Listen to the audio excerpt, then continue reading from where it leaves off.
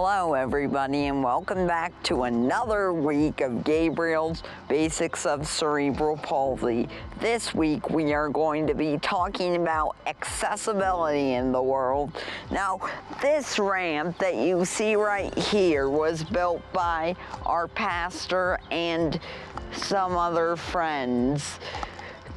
Kindly, because our house had stairs to it and a wheelchair can't get upstairs. So this ramp was made accessible so that I can get in the house.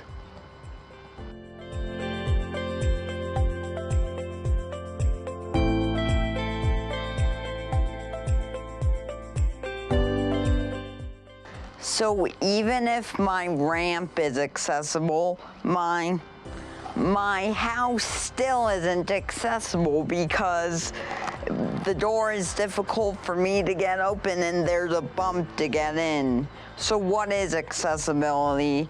Accessibility is thinking about like the stairs and the bump and how to make something easier to access for anyone.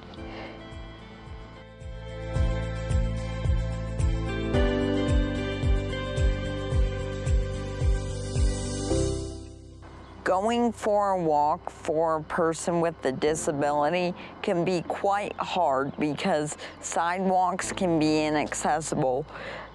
People can park in their driveways, which ultimately blocks off the sidewalk. Also, inaccessible curb cuts can be made, and they can be downright scary. Notably, this will cause the person in the wheelchair to go onto the street like I'm about to demonstrate next.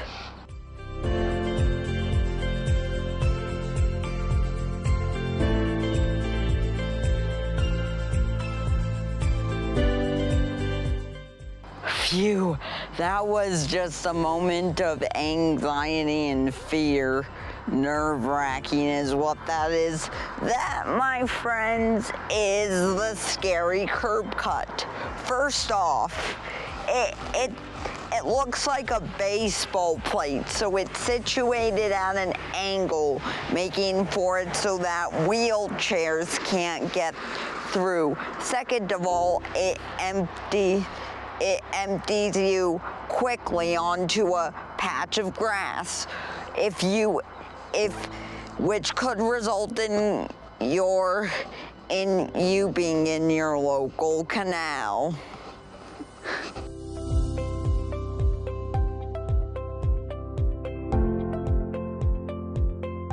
Now this is my whole adaptive setup for my viola. Sometimes accessibility takes friends, innovation, and creativity. For example, this 3D hand grip can allow me to hold my bow as a German grip rather than a French grip, because my hands can't grip a French hold like normal violinists or violists do.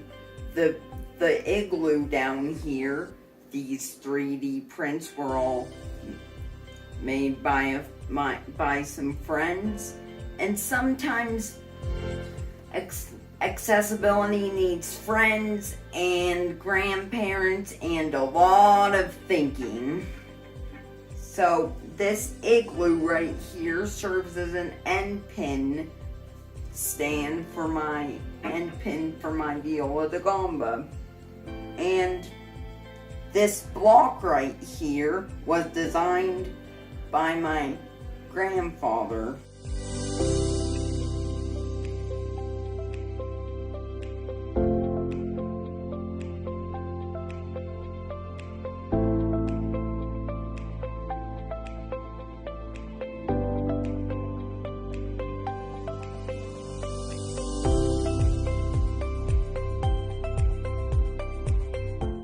Accessible working out. Well, you may be surprised to know that accessible workouts exist. And for sports like skiing, there can be adaptive equipment such as the ski stander. It enables me to have support while I'm skiing.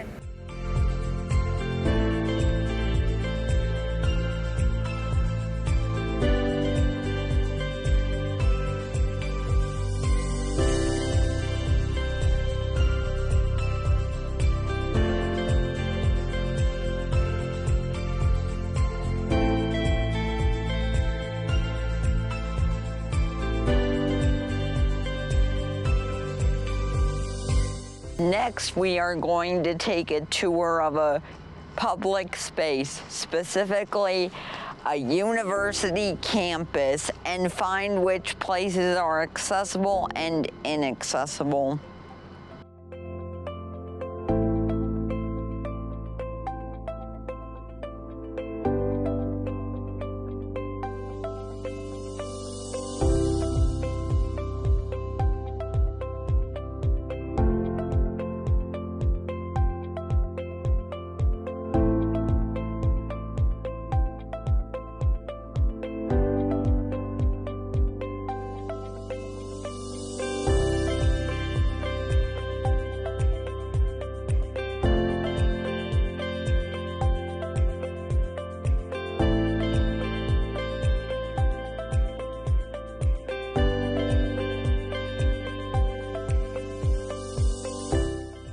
This was just a demo.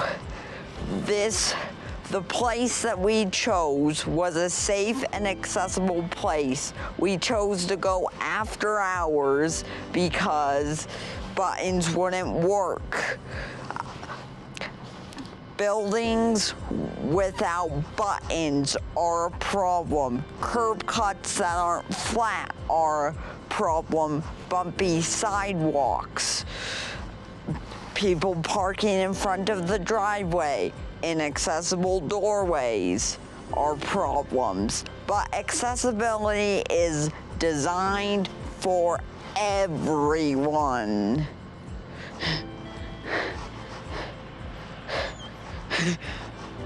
Well, guys, that's it for week 3. See you next week for our final week, week 4. Why I keep coming back every March.